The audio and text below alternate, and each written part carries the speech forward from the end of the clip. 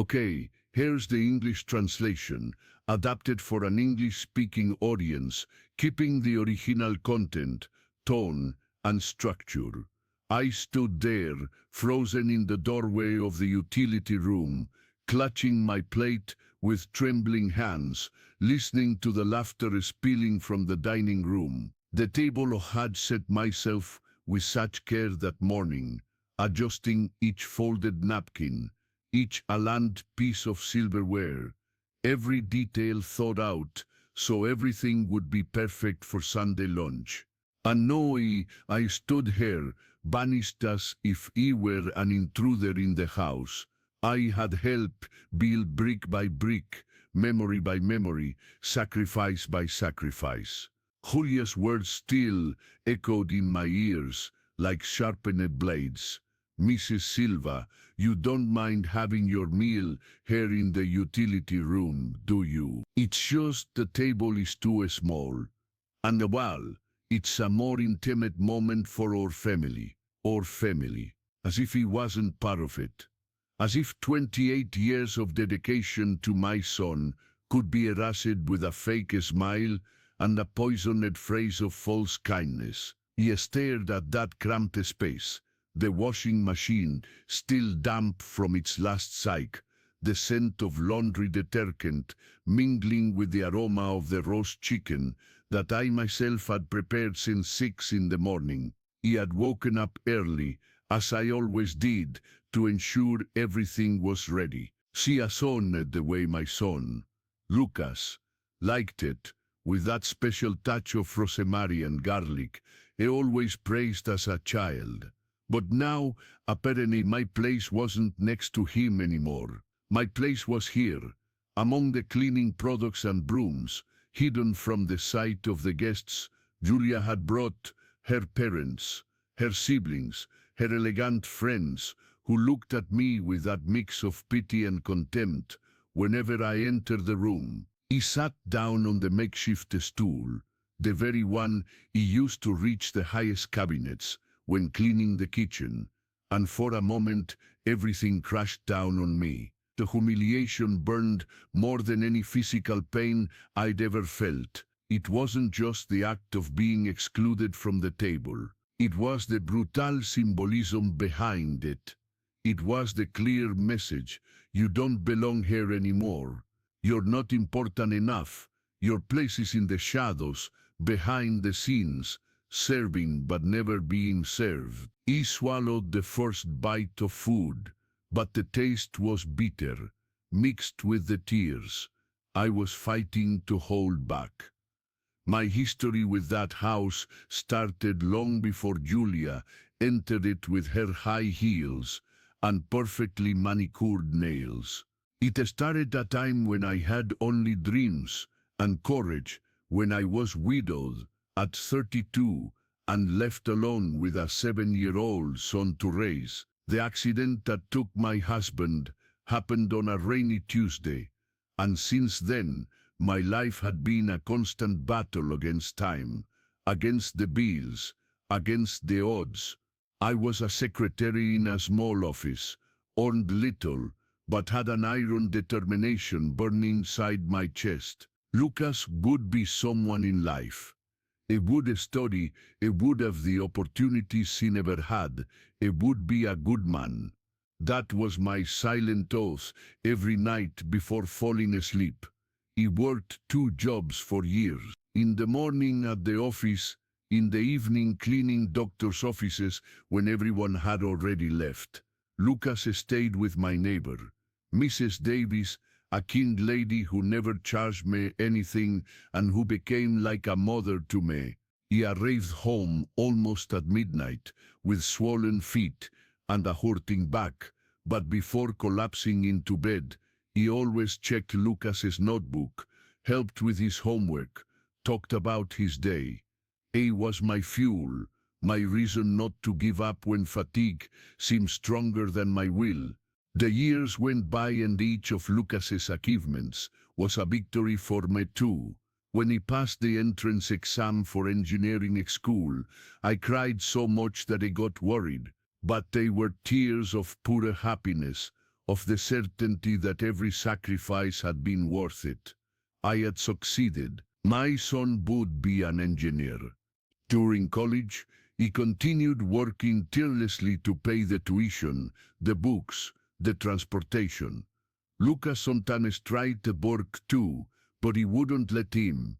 Your job now is to study, my son. Let me take care of the rest, and I took care of it. He always took care of it. It was in his last year of college that he met Julia. She came from a wealthy family, the daughter of a successful businessman in the import business. I remember the first time I saw her, so different from everything I knew. Straight and shiny hair, designer clothes, an expensive perfume that left a trail wherever she went. She looked at our simple house with that polite but cold smile, and I felt a tightness in my chest. It wasn't jealousy exactly, it was an intuition, a feeling that this girl didn't understand where we came from, didn't value what we had built with so much sweat. In the beginning, he tried to get closer. He made special lunches when she came to visit us, asked about her interests, tried to build bridges. But Julia always maintained a polite distance, an invisible but palpable barrier. She never, back then, Julia was openly rude to me, just indifferent, as if I were part of the furniture, necessary but not worthy of real attention. Lucas was in love, completely smitten with her, and I didn't have the heart to say anything that could spoil his happiness. After all he'd been through, he deserved to be happy, didn't he? The wedding was at a fancy club, paid for by her parents. She wore the best dress he had, bought on clearance months before, and still felt out of place among all those well-dressed guests.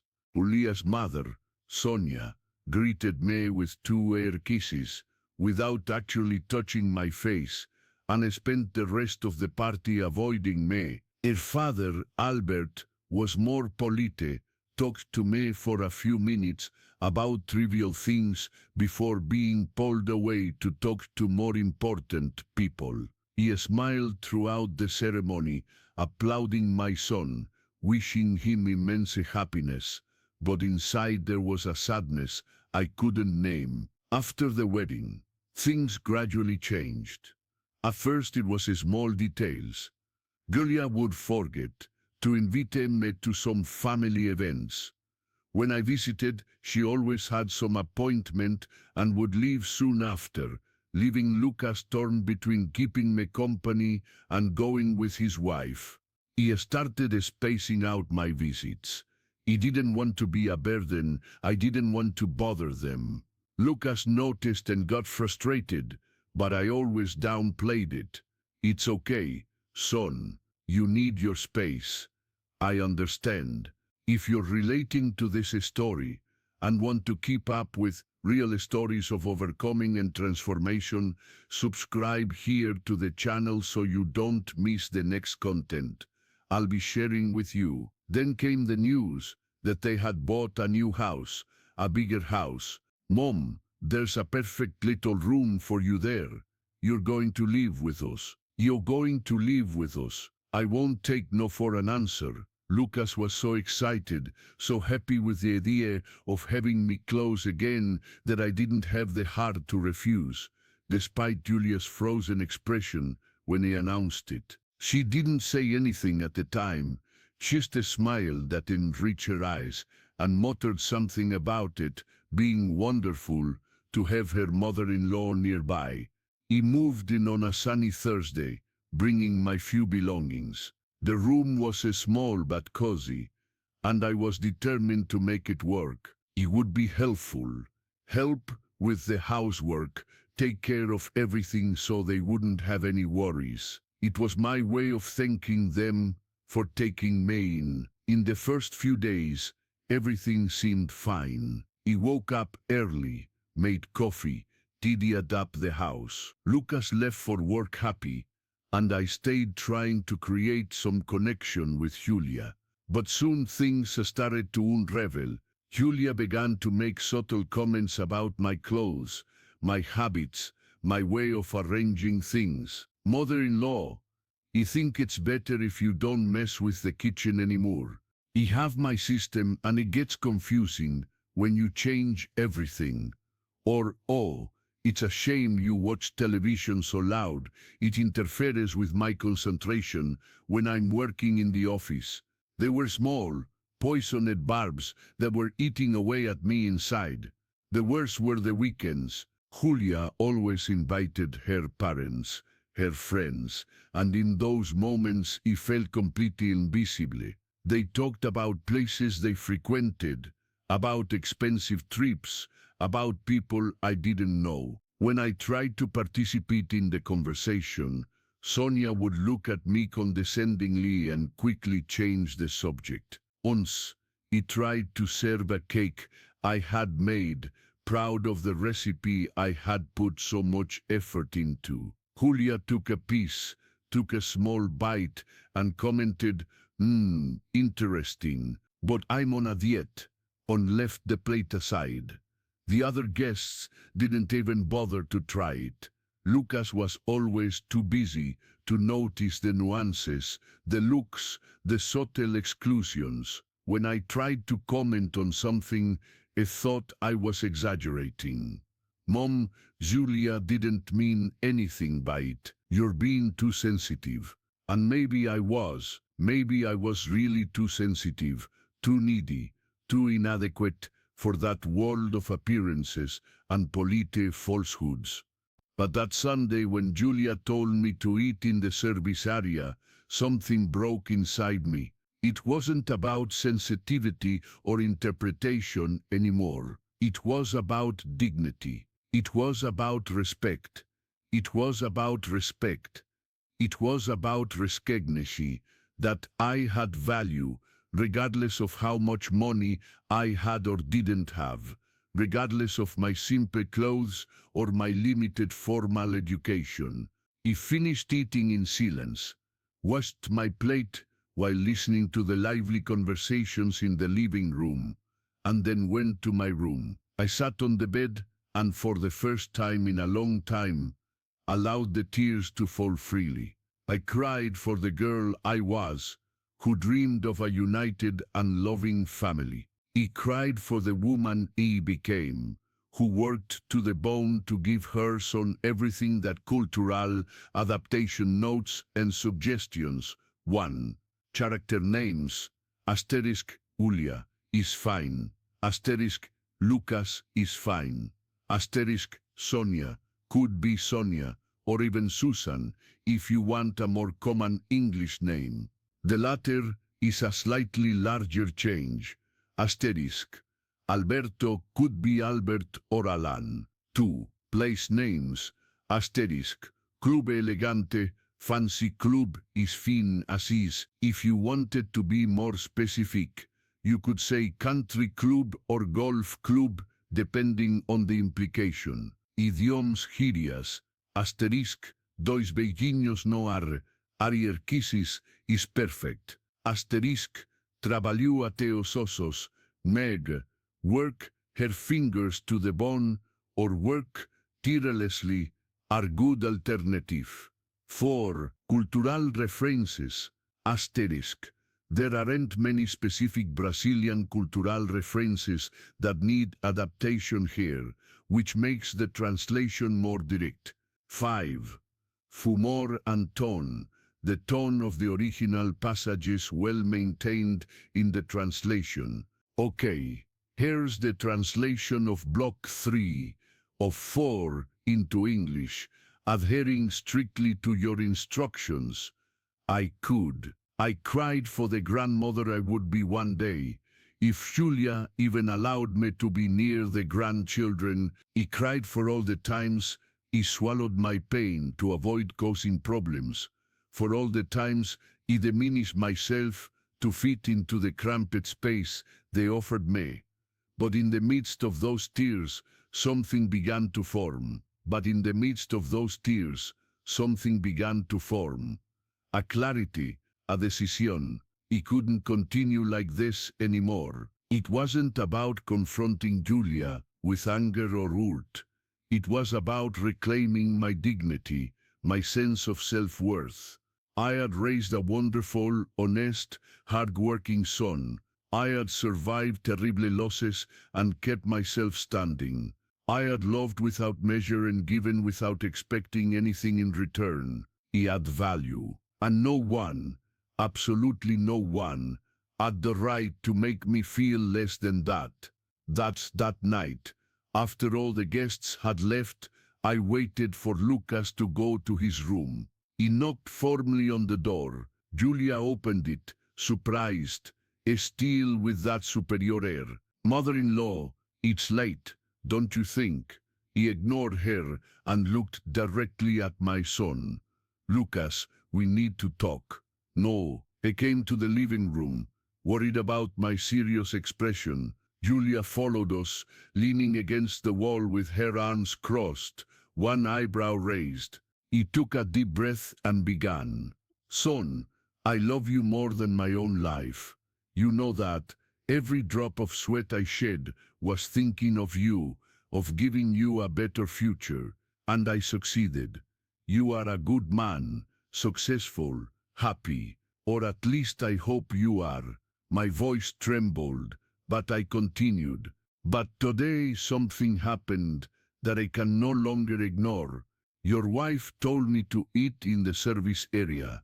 Lucas' eyes widened, and he looked at Julia. She sighed, rolling her eyes discreetly. "Lucas, I didn't tell her anything. Who suggested that, since the table was full and your mother is more comfortable in a quieter environment."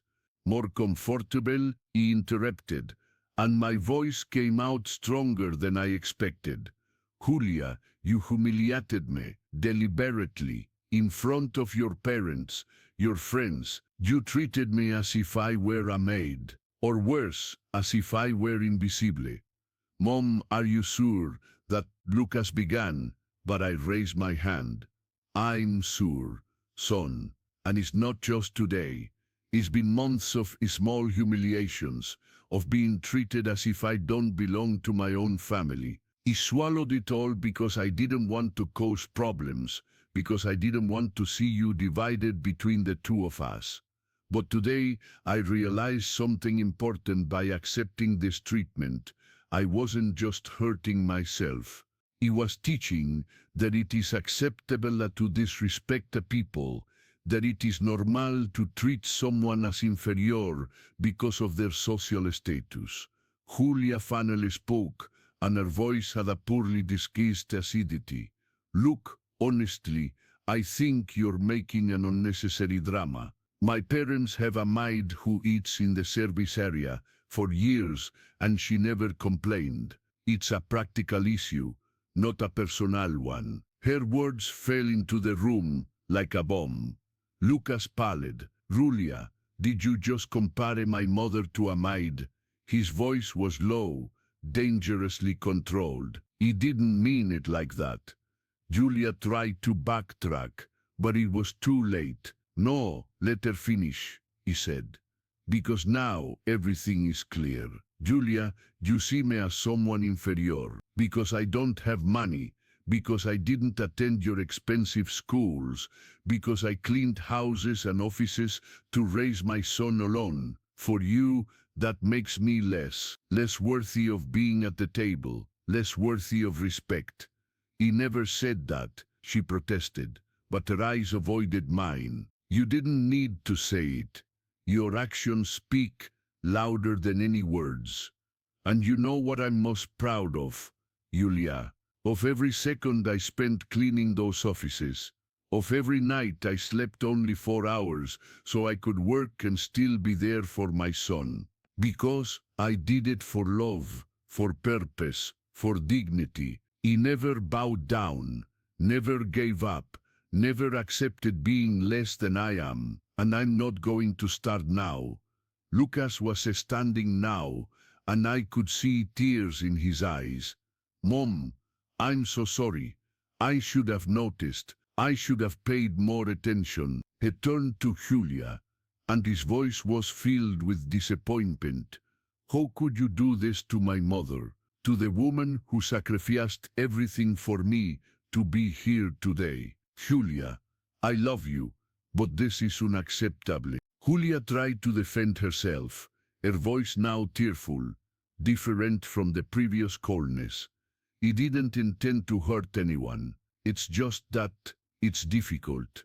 My family has a way of being, and your mother's family is different, and I don't know how to deal with it. Then learn, Lucas said firmly, because my mother is not a stranger that we can push into the corners. She is my family, and if you want to be my wife for real, you need to understand and respect that.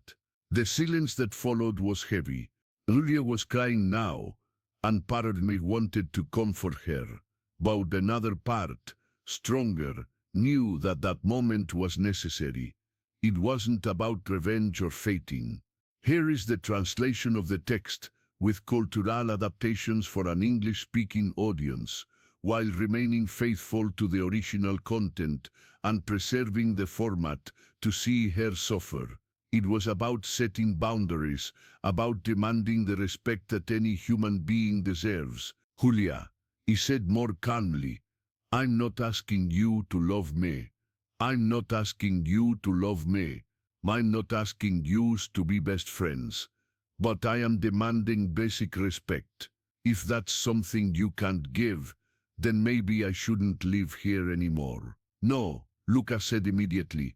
Mom, you're not going anywhere. This is your home as much as it is ours. He looked at Julia. We need to have a serious talk, the two of us. But first, Julia, you need to apologize to my mom, for real. Julia wiped away her tears, and for the first time since I met her, I saw something beyond the mask of superiority. I saw vulnerability. I saw maybe even a flicker of genuine shame.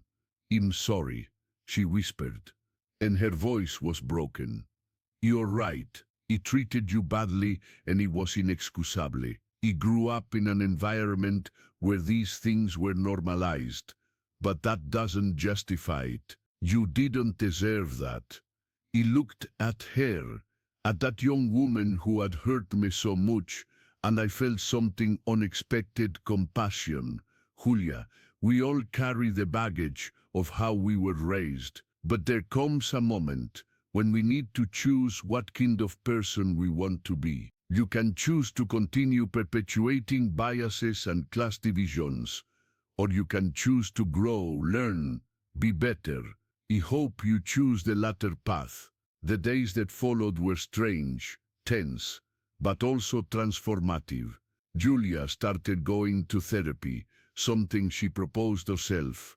Lucas had long conversations with her about values, about respect, about what really matters in a family. And I, for the first time in a long time, set clear boundaries about how I expected to be treated. It wasn't easy for any of us. Changes never are.